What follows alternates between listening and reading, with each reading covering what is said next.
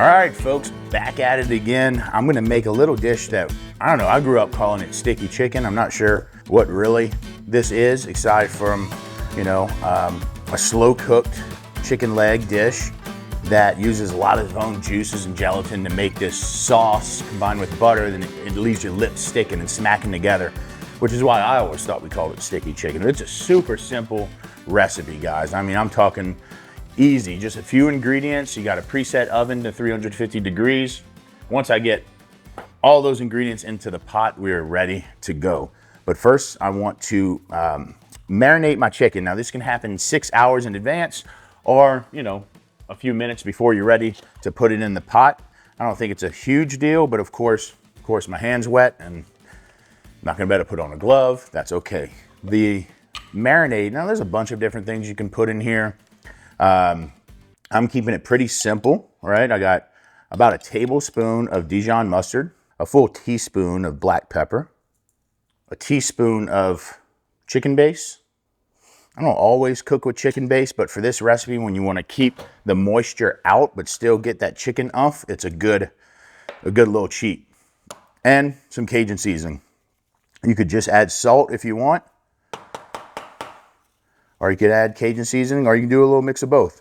Once that's in there, the trick is just to make sure you're kind of massaging that base and mustard as much as you can into every thigh. This is not a heavy marinated dish. This is almost just like a pre-seasoning of this dish. You want it to be seasoned enough to carry through to the final product once it's all done, but you're not really asking for a bunch from your marinade. It's just to get a good seasoning, some good flavor in there. Not really manipulating that chicken flavor too much. I want this to be a very, whoa, easy there, fella. Pretty chickeny, if you will, dish. And that looks pretty good. I could add a little bit more mustard. In fact, I will, because that's the end of the jar, and I'm too OCD to leave a jar like that. So I'm gonna say 2 tablespoons of mustard for these 12 legs. Oh yeah. All right, so I have my Magnolite pot here. You can use a Le Creuset. You can use a Dutch oven, cast iron Dutch oven, if you will. Just a good heavy bottom pot is what you want, because this does go into the oven at 350 degrees. It goes for about an hour and a half. You're flipping in between, but there's not a lot of moisture that you're gonna get of it. You're gonna get drippings from your chicken, and you're gonna get drippings from your onions. And you're gonna put a full stick of butter, right, plus a 1/4 cup of peanut oil into that pot, which we can do right now. But very simply, I'm just gonna add that fat, make sure it's hot. I'm gonna add my chicken, my onions on top, give my onions a little bit of sprinkle of salt, cover, oven, forget about it for about 45 minutes, right? 30 minutes. Then I'm gonna go in, twist them, take the cover off, let all that moisture evaporate, and then we got sticky chicken. Like I said, we wanna start with our fat in the pan. A nice stick of butter. I mean, I'm cooking 12 legs in a big pot. You're gonna need a fair amount of fat for this. And then just some peanut oil. You can use grapeseed or canola or vegetable if that's what you have. I prefer peanut oil unless I have beef fat or duck fat, something like that, or chicken fat, bacon fat. I'd cook with that as well over peanut oil, but if I'm gonna use a processed oil, I'm probably going with peanut or grapeseed. All right, we're just gonna leave that fire ripping the whole time. Get that butter melted in there. Start to see it get foamy. All right, butter is foamy, it's hot.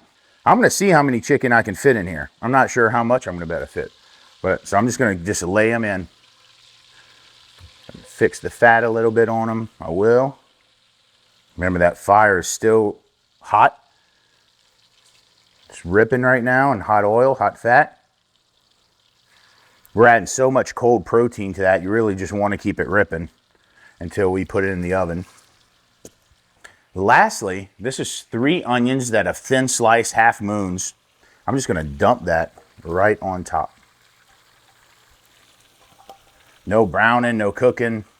Just kind of using it as a moisture cover, right? That's essentially what I'm doing. I'm just protecting that chicken with a big old bed of onions that I know are gonna sweat and release their drippings into that pot, culminating in this sauce, in this sticky, buttery, oniony, chickeny, lip smackiny little glaze in this chicken at the end of the day, at the end of that hour and a half mark. So I'm just gonna let it sit there with a lid on for like 2 minutes. Thank you, Daniel. Got ahead of myself, appreciate that. So this is for 12 legs, I like to do 2 pieces of garlic cut in half, just like this. And if I didn't put the onions on here, I'll try to show you by that. I like to just take them and fit them in between, just in various pieces, various places, if you will, in between those chicken legs. I'm just kind of fitting them in, wedging them in there. Don't worry about the garlic paper, the garlic peels, guys. You look, this is Mama cooking. Mama didn't worry about that. You ate it, you put it over some rice, you ate it with rice and gravy. Now that's gonna be good, I promise.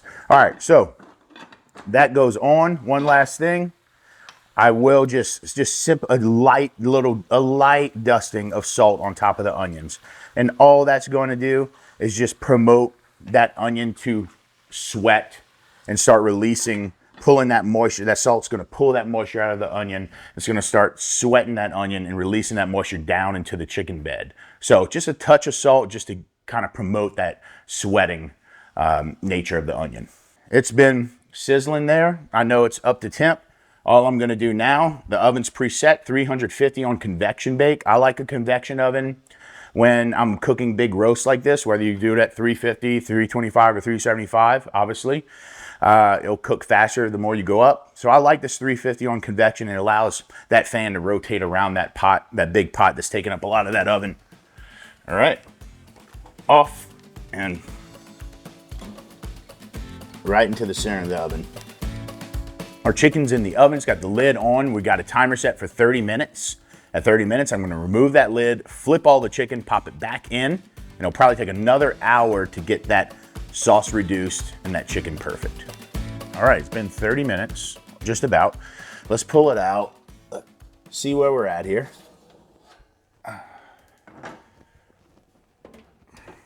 Yeah, there's some moisture going on down there for sure. I'm cooking the chicken almost all the way through. So what I'm gonna do here is I'm gonna flip every piece before it gets too hard to flip because it's gonna fall off the bone. Doesn't have to be perfect in terms of how you flip it. You know, they don't need to fit perfectly in. Of course, if you can fit them perfectly in like you did before, go for it. Get them situated enough to where they sit in that liquid a little bit more. All right, I'm gonna keep the lid on. I thought I would, this is a larger batch of sticky chicken than I usually cook. And I think because I've, went up from 6 to 12 legs, it's gonna take a little bit longer with the lid on. That's okay. I'm gonna go another 15 minutes with that lid on, check in another 15. Okay, it's been an additional 20 minutes. We're gonna take a look. I'm really looking to see if that, the onion and chicken have given off enough liquid to take the lid off. That's what I'm looking for. So let's see if they're giving it to me here.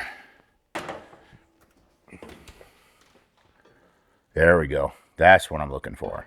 You can see the difference between last time and this time, how much liquid. Those legs are now almost fully submersed in the liquid. They're falling apart. I don't want to mess with them much right here. If you can, you try to wiggle them down into that broth a little bit more if you can, without breaking them apart. And now we're gonna go back in the oven, lid off. Probably for another 20 or 30 minutes. I'm gonna see how it cooks here. All right, so it's been cooking with the lid off for about 20 minutes. Let's take a look. Oh yeah, definitely getting there. Here, we'll lift it up here. Still needs about probably another 20 minutes. But see that gravy right there? That's gonna all evaporate. And then we're gonna be left with this kind of sticky little sauce on the bottom. Should be delicious. All right, our 20 minutes have gone by. Shoot, we're at close to 2 hours here of total cooking time. All right, let's take a look. Oh yeah, that's where I want to see it. Woo, I love that little brown top that that chicken's starting to get. Let's just go right on that trivet there. And then I have a little fresh marjoram or oregano that I'm going to just finish the top with. But this can be green onions. You can throw some parsley, whatever. Just a little fresh herb, just kind of lighten things up. Oh man, I cannot wait to dive into this and then spoon some of that gravy over some rice. I wish I would have made some rice, but I didn't. But we'll have to just imagine or just wait for dinner tonight when I do make some rice.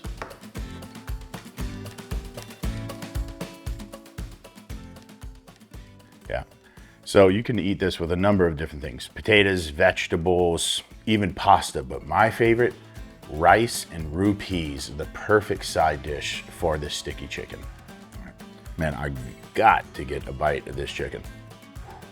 I'm gonna regret this in about 20 seconds.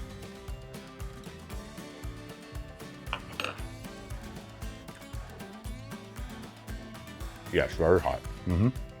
But excellent and tasty. Seriously, I cannot wait for dinner tonight because I'm gonna just spoon that beautiful gravy right over that rice and eat that soft chicken. It's gonna be a perfect little dinner, especially on a rainy night.